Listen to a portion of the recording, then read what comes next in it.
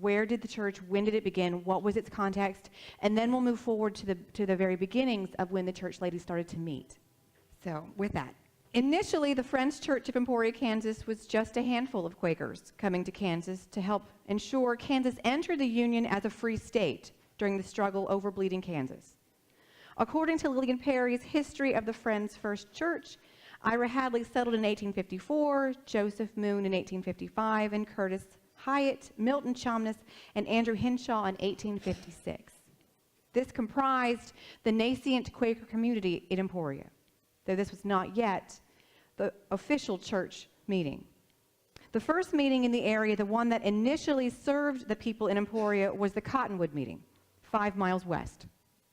The First Friends Church of Emporia became an indulged meeting on Christmas Eve, right smack in the midst of Civil War in 1863.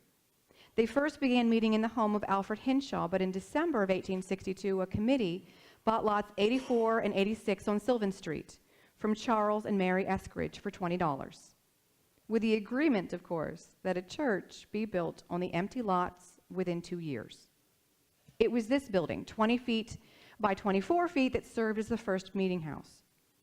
The correlated meeting at the time rotated between Lyon, Leavenworth, and Miami counties, respectively. The first year meeting, quite unsurprisingly, was to be held in 1872 in Lawrence and boasted representation from every yearly meeting in the United States. I'll say that again. It boasted representation from every yearly meeting in the United States. Right? And why Lawrence is significant is because that's the Free State stronghold. That's where the capital is. There's 2 capitals, one in Lawrence and one somewhere else, one free state, one slave state. And so the Quakers at this point are making a statement about where they stand, and the nation came to Kansas to say, and we stand with you. By 1876, during this early period of community building, there were roughly 300 people counted as members in all of Lyon County. The community also served to house several Exoduster families between 1878 and 1880. If you don't know who the Exodusters were, they were newly freed slaves coming to Kansas to build homes and a life for themselves. And they couldn't find, with the racism of the time, places to stay. And so the Emporia Friends Church, this church, opened its doors and had those families stay inside of it. By 1880, the community had outgrown the building that was sold and relocated to 415 Sylvan. However, the Emporia Church was not without controversy. In 1879, the church split over practices contrary to the original discipline of Friends.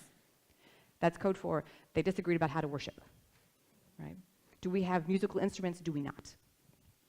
The progressives stayed at the site of the current church. The conservatives built a church down the street at the corner of First Avenue and Sylvan. The progressives, having sold their original building, built a second one in 1881 at the corner of 6th and Sylvan, 28 feet by 48 feet, to seat 300 to 400 people for $1,200. They built it big, thinking that they were going to hopefully one day fill it up. But they soon needed a bigger building because already it had grown so much that in 1890 that plans to enlarge the church were made. In 1896, when the handful of women who met to become this women's meeting, there were 414 members in this church. So from that body, the women are getting together and they're going to say, we're going to make a group for us that we will do God's work. In 1896, a handful of women met at the home of Paulina Paddock and organized themselves into the Women's Missionary Society with the creation of a constitution and bylaws. They'd been getting together before that, but they weren't codified as a body until 1896, when they said, this is who we are and this is what we're going to be about. My research investigates their story. First, the essay places the group's creation in context of time and place. Then it attempts to answer who the women were, what they did, how they financed their endeavors, and their position within the church in an effort to understand their place in the church. This is not a mystery novel. I'll tell you how it ends. They were really active. I mean, they are moving as fundraisers, and they're doing incredible work with that money. They said we were going to limit our big endeavors to one a month because they're having dinners and they're having teas and they're having bake sales and they're having craft sales and they get together to make a quilt. They are moving. And with that money, they move in and out of members' homes and community homes, even during the time of epidemic. This evidence suggests that these women inherited a powerful legacy of activism and a belief in the equality of the believer that ignited their activities within the church. Rather than relying just on men to make policy decisions and then inform the women of the limits of their participation, these women themselves were policy makers and directed the affairs of the church writ broadly. Not just relegated to the concerns of women and children, the women had a hand in everything from the physical structure, as in, do we buy a furnace or not, to spiritual concerns. Indeed, they were the lifeblood of the church. Their work was two-pronged. They needed labor to earn money, so that that money that could enable them to do their larger projects. The nascent Emporia Friends community fit socially and theologically within the Gurneyite branch of Quakerism. So this is a bit of your backstory.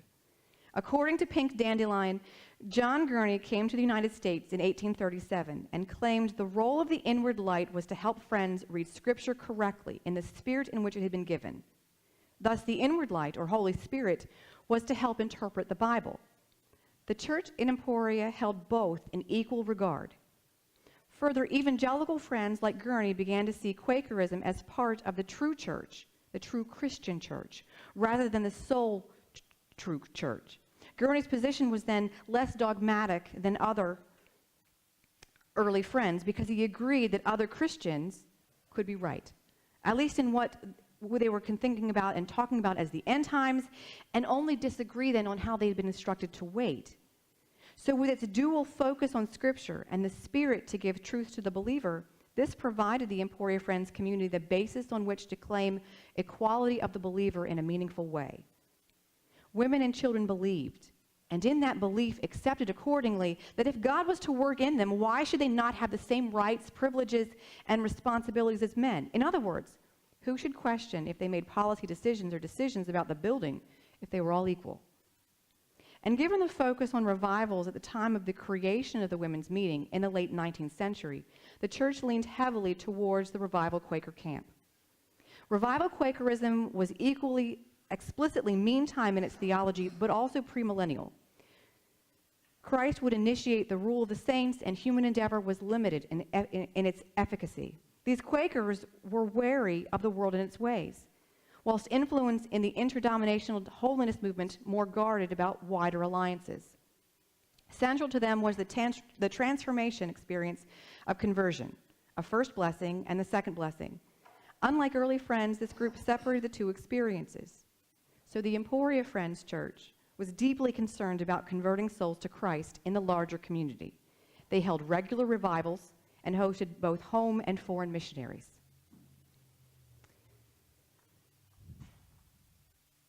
As their commitment to young mothers, young people, children, and adults attest, through much activities such as mothers' meetings, young people's Bible class, Sunday school attendance, and other discipleship endeavors, they were also concerned about helping the new converts deepen their faith.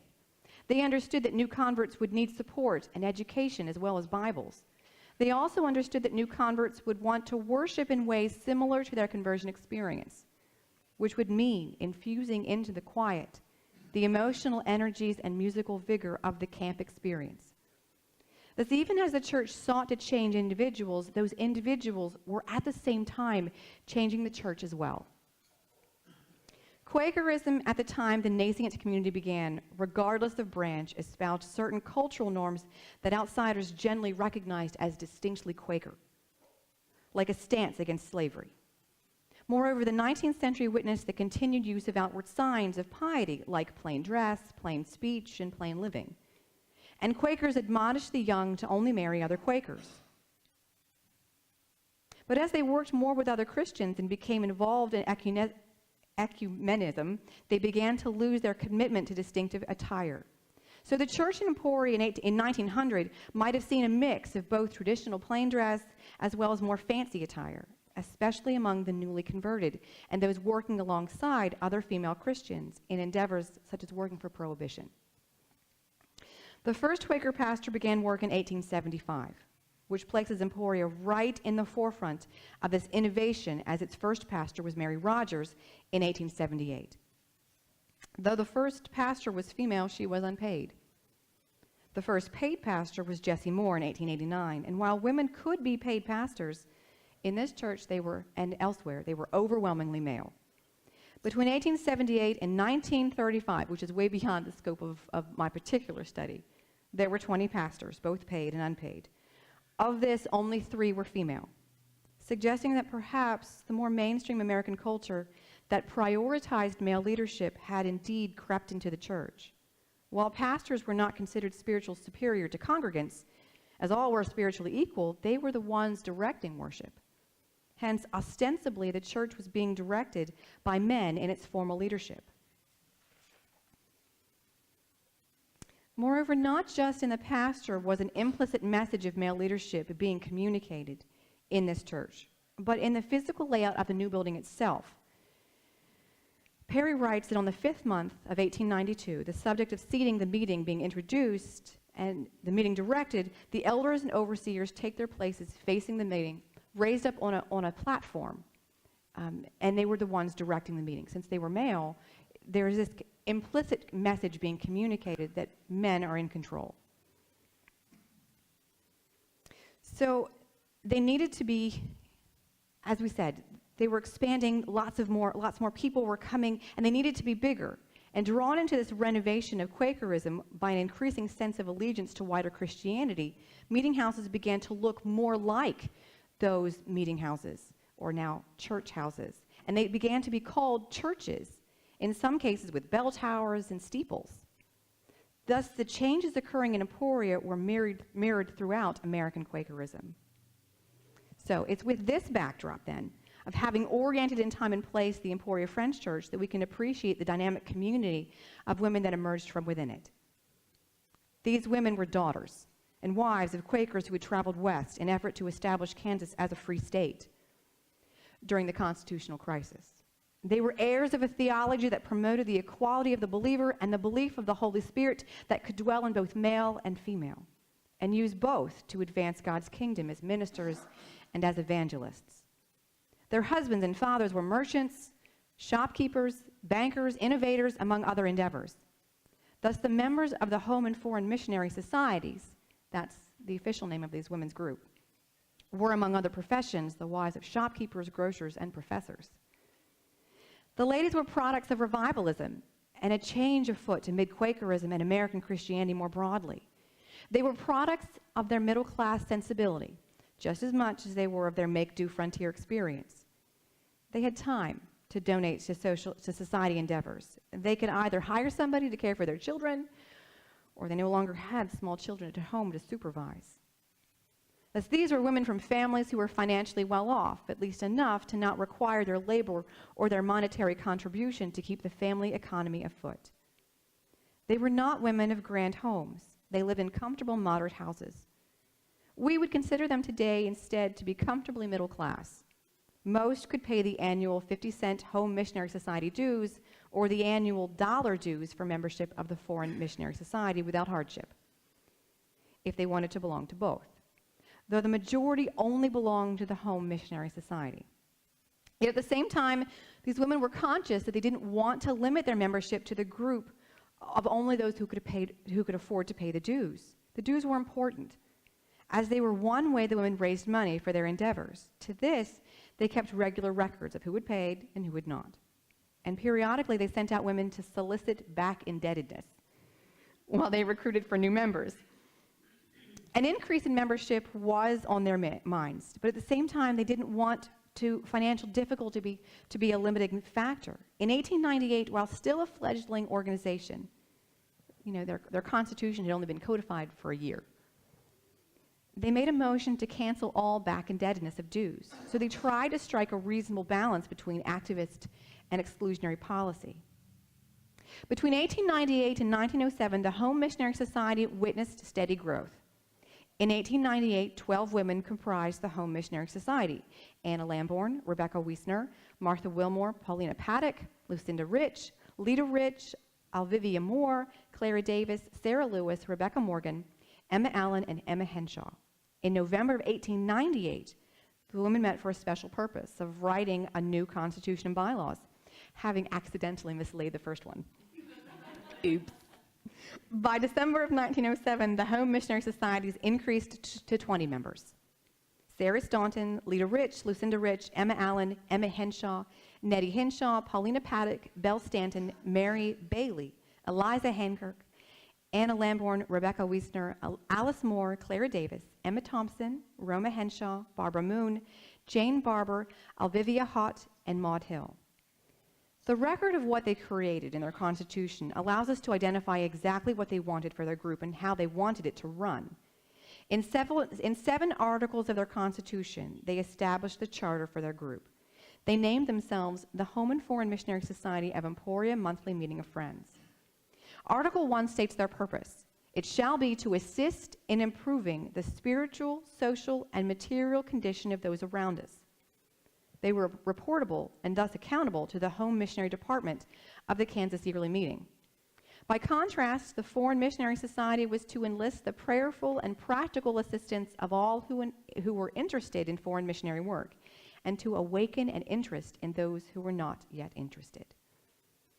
It was through the proper channels to the Missionary Board of the Kansas Yearly Meeting to be accountable. Both the foreign and home missionary societies expressly stated they were to be kept separate from each other. Effectively, then, they were to work in tandem rather than compete with each other. Furthermore, they expressed a desire for democratic leadership, as they were to be governed by representatives of their own choosing through a democratic process.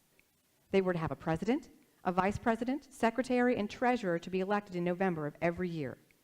They were a group of women entirely run by women, and should they wish to change the Constitution, it would require a 2/3 majority approval. Finally, they were to pay dues. They wrote that any person can be a member of the Home Missionary Society by signing this Constitution and paying 50 cents annually. Any person can become a member of the Foreign Missionary Society by signing that Constitution and paying $1 annually. They didn't limit participation to anyone, not even to just church members. Nor was anybody automatically considered in, not even when the pastor was occasionally a woman. Even she had to affirm the mission and pay her dues, and the pastor had no more or less involvement than anybody else. In this, they answered the question of who they were. They were entirely democratic, egalitarian, and interested in servicing the spiritual, social, and material conditions of those around them. Their bylaws set out the rules they followed. They were to meet the first Wednesday of every month, each to be opened with scripture reading and prayer. No matter what business was to be done, this ensured that they would be grounded in truth first. No matter what course they understood or overtook, if their overall direction was affixed towards truth, all would be well. Article 3 is perhaps the most surprising of their bylaws, as it nods to the fact that from the very beginning they understood they would need to work, and they would need to work for money to be able to do greater work with a capital W. It states all money received for work shall be paid to the Home Missionary Society. To be part of the Home and/or Foreign Missionary Society meant they would be laboring for money, to be able to buy things and support things of importance to them. Albeit of a philanthropic nature, this was a job and required a deep investment of time. These rules answered the question of what the member society would do. They would go to work. Another glimpse into what they believed can be seen in their discussion from October of 1907. At this meeting, Mrs. Coates, Mrs. Davis, and Mrs. Professor Kelly, which always tickles me, gave a missionary talk about Jesus and the Samaritan woman at the well. The secretary recorded their discussion of the good missionary talk. We should be very careful to do all the little things we can, everywhere and anywhere, and work for our Savior all the time. We should feel when we come to our meeting, we must be faithful in our work and for our missionaries. What did the ladies do with all the money? They spend it. A lot of it. In their work for truth, they evince a take all and pay all attitude. And their account ledger runs very close to the margin. To them, they have a responsibility to do their part, and they trust that what they need to do their work will be provided. They don't worry about having enough. Instead, choices are made based in part on what they have, and in part what they believe God will do. And they always believe they'll have enough. From the very beginning, the first entry attests to what they consider their initial mission to be: to hold mothers' meetings, to look after the needs of the poor, to secure work, to look after the children who are not in Sunday school, to make strangers feel welcome, and to aid in the missionary work abroad. However, from this rather thrifty entry, the way they sought to fulfill these missions took them in a myriad of different directions. 5 months later, the women met in April at the home of Alice Moon. They didn't need a big building to meet in. There were only 4 of them there. Again, I'll say, from this tiny remnant of 4 people, they decide to make all these grand designs. Their actions speak to a belief in an idea that characterized all of their conduct. It wasn't the size of the group that mattered. It was the size of their God. They recorded that they held a public meeting at the previous Sabbath evening service and raised $6 to send to Robert Harris in Alaska. Then they discussed how to take on different lines of work. Initially, the women paid yearly dues to support some of their money for their activities. 50 cents for homework, 50 cents for foreign work. However, as the discussion to expand their fundraising efforts suggests, this was not a long-term exhaustive strategy. They couldn't, and perhaps shouldn't, simply pay for their activities by reaching into their own pocketbooks. They needed to find ways to allow more people to participate in their endeavors, both as fundraisers and as supporters. The women's meeting functioned as a form of early social workers. The Panic of 1893 nationally lasted until 1897, but rural America took a much longer time to recover, and some historians argue that it didn't. Farmers, for example, continued to struggle long into the 20th century. So the Friends women began to grow and take shape. It did so at a time where families at the bottom were really struggling. And to this, the women responded. So first, we'll talk about how they cared for each other. To care for each other, the women's meeting also served to support members themselves. For example, when the secretary's husband died, the group appointed women to form a committee in effort to prepare a letter of sympathy and condolence on behalf of the society. It was important that this be done by committee to convey the support of the whole group. It was a sisterhood to which they belonged after all, and when one of their own died, the women provided the flowers for the casket. In February of 1899, they spent 35 cents for a sheaf of wheat. On October of the same year, they paid 50 cents for Mrs. Allen's flowers. 3 years later, in 1902, they paid 75 cents for flowers for Jessie Shinran's funeral. And in 1908, when Mrs. Kelly died, the women spent $1.40. As the group and their financial resources grew, so did the amount they were able to spend to say goodbye to women with whom they had worked shoulder to shoulder. Flowers were a part of the women's ministry. Among other things, the women used them to honor the dead, and they brought beauty to those whom they were dealing with illness. But it also connected the women to those they sought to serve. When they went to visit the sick, it would be a reminder to all those who saw it that the women had been there and that they had shared truth. The women made a number of sick visits at which they distributed flowers. In the same record from 1905, the members report having distributed flowers to the sick and offering provisions and clothing among the needy. And they spent $1.25, more than a woman's yearly dues for homework, suggesting they valued them a whole lot. Moreover, as their sick visits continued, they spent even more on flowers. In August of 1908, they spent $1.70 for flowers, more than the dues for a year and a half. Thus, the women were not just addressing physical needs, but this care and expense speak to the spirit of the individual being a priority concern. In this sense, flowers were vital to their practical purpose of reaching the ultimate goal: speak the truth of the gospel in whatever language the recipient was able to hear it. From its inception, the Women's Home Mission Society was keenly interested in the sick. It was part of their reason for founding. And when the women went to visit, they often brought fruit for the sick with them. Between 1903 and 1905, sick visits were more moderate in scope. In January 1903 and January 1904, the women made 21 visits. In February of 1904, the Home Mission Society decided to buy cotton and lining to finish a comfort to be given to a sick woman in the neighborhood. In 1904, in November, while they didn't specify the amount, their minutes for the year note that they continued to make sick visits and brought them reading material. In December, they note having made 1 visit. In May of 1905, the women vaguely record that they had been continuing sick visits and distributing flowers. Sick visits and the distribution of clothing record an increase in 1906. This change may have begun with trying to minister in the midst of widespread sickness. At any rate, the women began to record more precise numbers of visits. In February of 1906, they note 6 visits made. And they note that children were besieged with sickness. the women began canceling meetings, like the Mothers' Meeting, on account of sickness in so many homes. And by March of 1906, the women record having given 19 visits to the sick. The next month, the women record having made 20 more visits to the sick. And that sickness was in so many homes with so young children, it suggests at least the possibility of scarlet fever. Between February and April 1906, the women made 45 visits, an average of 15 a month. Regardless, after April, the women made no mention of visitations until October. Late 1906 and early 1908 records more moderate number of visits. Just 63 were made during this entire period. In October, the number of visits was down to 6. By December, 11. And by January, 3. The women made 4 more visits. In February of 1907, they made 10. And then in October of 1907, they record making 8 to visit the sick. March of 1908 visited 2, and April 7. June recorded just 1, but a whopping 5 bundles of clothing given away that month instead. Winter of 1908 witnessed an uptick in sickness around the winter holidays. In August of 1908, they made 10 visits and brought fruit. In October, they record 4 visits. In October of 1908, widespread sickness returned as the women record making 16 visits for the month. And in November and October, they made 25 visits to the sick. January 8 and March witnessed 17 visits. The ladies made 9 visits in April of 1909, recording them in their May meeting.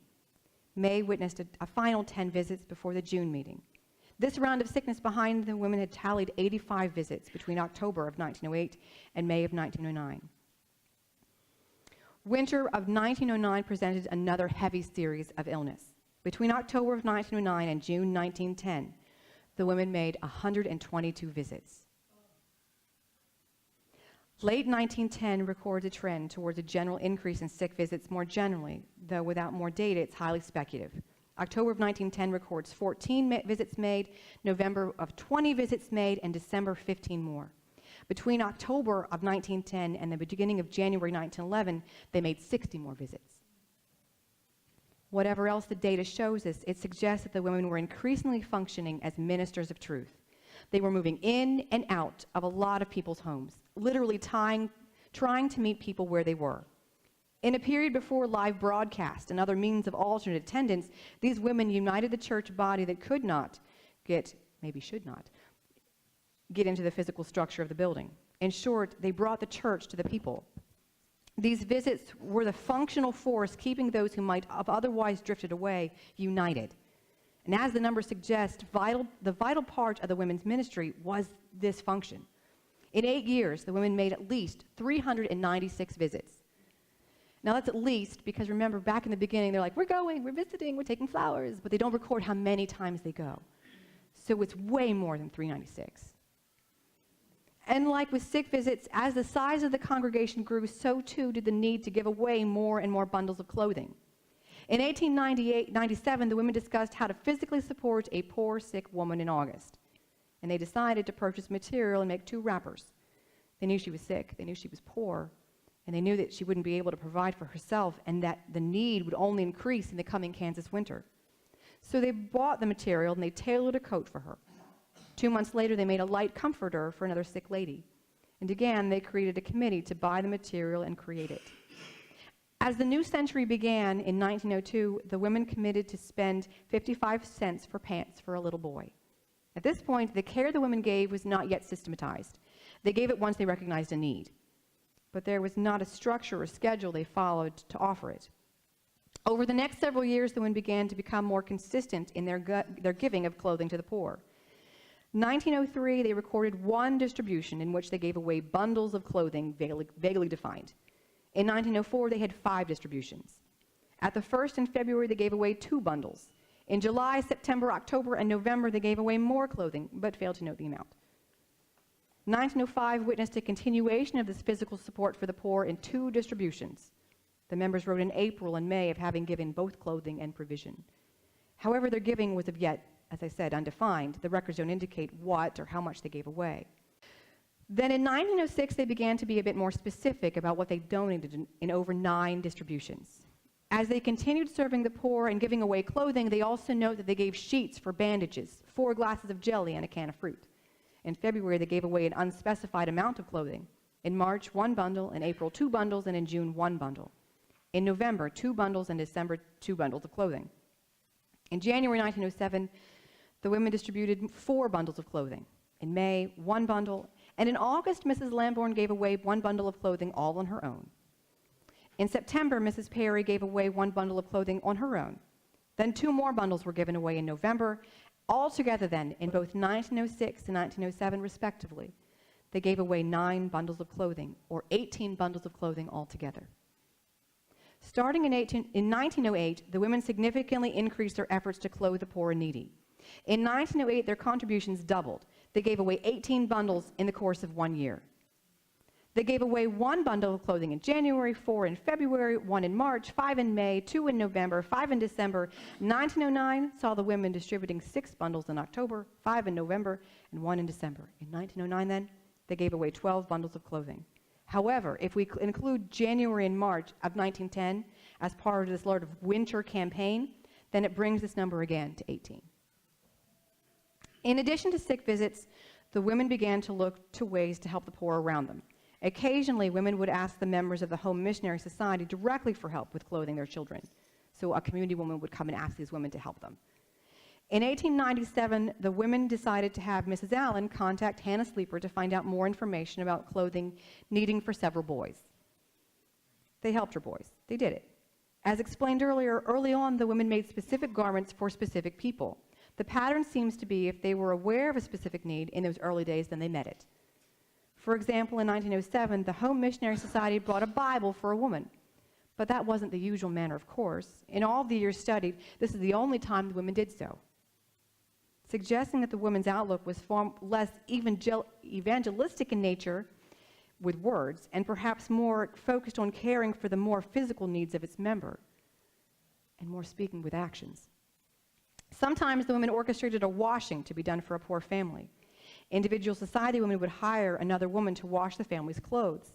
The cost for this was 50 cents, or the same amount as a member's annual dues.